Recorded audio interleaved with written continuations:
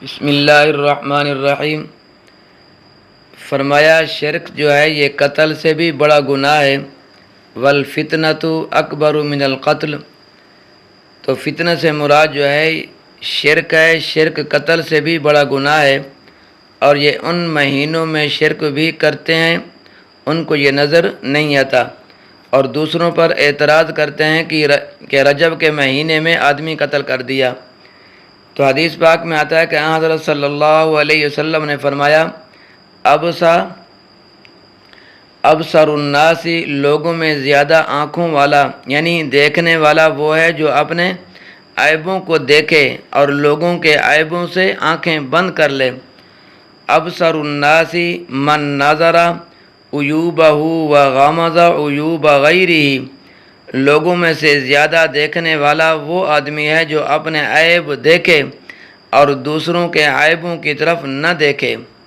یہ سمجھدار آدمی کی یہ نشانی ہوتی ہے، لیکن نادان آدمی، ناسمجھ آدمی اور احمق آدمی وہ ہے جو اپنے گناہ نہیں دیکھتا، اپنا قصور نہیں دیکھتا، اپنی غلطی نہیں دیکھتا، لیکن دوسروں کے گناہوں کی فہرست بنائے رکھتا ہے کہ فلاں آدمی کے اندر یہ عیب ہے اور فلاں میں یہ عیب ہے۔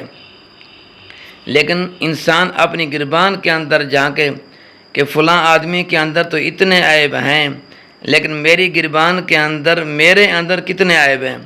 کبھی ہم نے اس چیز کا محاسبہ کیا ہے؟ کبھی غور کیا ہے؟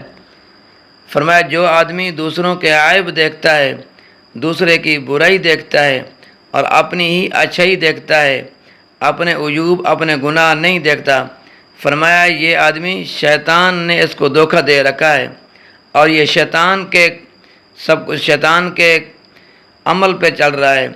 لیکن جو آدمی اپنی برائی دیکھے گا، اپنے گناہ دیکھے گا، اپنی کمزوری دیکھے گا، میں تو بہت بڑا گناہ گار ہوں، میں نماز نہیں پڑھتا، فلاں آدمی نماز پڑھتا ہے، میں تکبیر اولیٰ میں شریک نہیں ہوتا، وہ جماعت سے نماز پڑھتا ہے، تکبیر اولیٰ بھی اس کی فوت نہیں ہوتی۔ فرمایا وہ آدمی کامیاب ہے۔ جو آدمی اپنے عیب دیکھے گا، جو آدمی اپنی اچھائی دیکھے گا اور دوسرے کی برائی دیکھے گا، دوسرے کی اچھائی نہیں دیکھے گا، یہ آدمی کیا ہے؟ یہ آدمی کامیاب نہیں ہے، بلکہ یہ شیطان کے بہکاوے میں آیا ہوا ہے۔ کامیاب آدمی وہ ہو جائے گا جو آدمی اپنے عیب دیکھے گا اور دوسروں کے عیوب پہ نظر نہیں ڈالے گا، اپنی اچھائی نہیں دیکھے گا، دوسروں کی اچھائی دیکھے گا، اپنی برائی دیکھے گا۔ میرے دوستو یہ آدمی، یہ انسان جو ہے یہ کامیاب ہو جائے گا۔ تو فرمایا والفتنۃ اکبر من القتل، جو فتنہ جو ہے یہ قتل سے بھی بہت بڑا گناہ ہے۔ اس واسطے کہ اگر کوئی مسلمان دوسرے مسلمان کو قتل کرتا ہے تو یہ بہت بڑا گناہ ہے، اور قتل کو حلال نہیں سمجھتا، کیونکہ اگر حلال سمجھے گا تو یہ آدمی کافر ہو جائے گا، اور کافر کا جہنم سے نکلنا جو ہے وہ محال ہے، کیونکہ جذبات میں آ کر کیا تو اس کے لیے سزا خلود فی النار نہیں ہے، کبھی نہ کبھی آئے گا، یعنی ہمیشہ جہنم کے اندر یہ آدمی نہیں رہے گا جس نے قتل کیا ہے۔ اگر اس قتل کو اس نے حلال نہیں سمجھا، وہ ایک دن جہنم کی آگ، جہنم کے اندر رہنے کے بعد واپسی جنت کے اندر آئے گا۔ لیکن جس شخص نے شرک کیا ہے اللہ کی ذات کے ساتھ یا اللہ کی صفات کے ساتھ، اس آدمی نے شرک کیا ہے، فرمایا وہ دوزخ سے کبھی بھی نہیں نکلے گا۔ تو شرک کی سزا قتل سے کافی زیادہ ہے۔ اور دوسرے فرمایا حضرات فرماتے ہیں کہ فتنے سے عام فتنے مراد ہیں، چاہے وہ فتنہ زبانی طور پر فتنے ہوں یا عملی طور پر ہوں، اور فتنہ بہت بری چیز ہے۔ تو حدیث پاک میں آتا ہے کہ حضرت صلی اللہ علیہ وسلم نے فرمایا الفتنۃ نائمۃ لعن اللہ من ایقظھا، کیا؟ من ایقظھا، فتنہ جو ہے یہ سویا ہوا ہوتا ہے، تو اللہ تعالیٰ کی لعنت ہو اس پر جس نے فتنے کو جگایا۔